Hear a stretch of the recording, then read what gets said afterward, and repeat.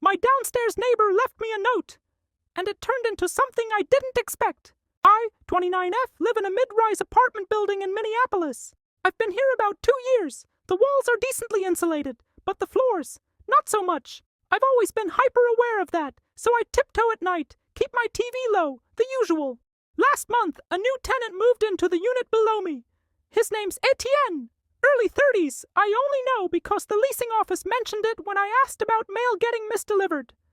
The first interaction I had with him wasn't face-to-face. It was a handwritten note slid under my door.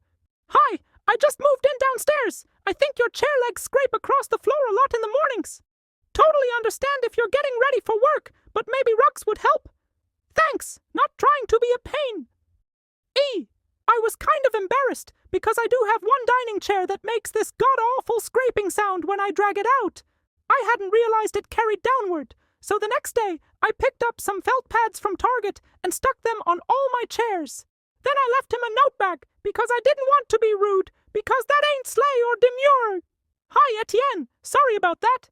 Fixed it. If you hear anything else, let me know. L. I figured that was that.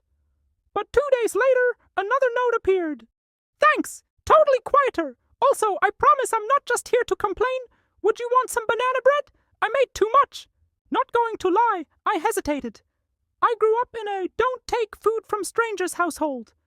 But I decided to risk it. The banana bread was amazing. Not too sweet. Lots of walnuts.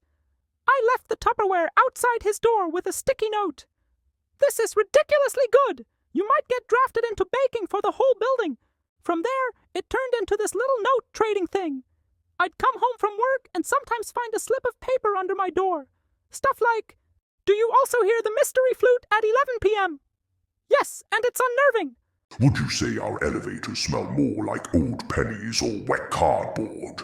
Consensus. Pennies. If you had to rate your worst landlord experience on a 1-10 scale, what's the number? I gave mine an 8, involving a mold issue in my last place.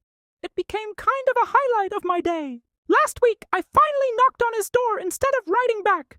He looked exactly how I expected. Kind of lanky, glasses, wearing a cardigan in 85-degree weather. We ended up talking in his kitchen for like 2 hours about nothing and everything. He told me he'd moved from Quebec for work, didn't know many people here, and thought the notes would be a less awkward way of introducing himself. We got married a year ago, but yesterday I found out he's cheating on me with my bestie. So I killed him and ate him.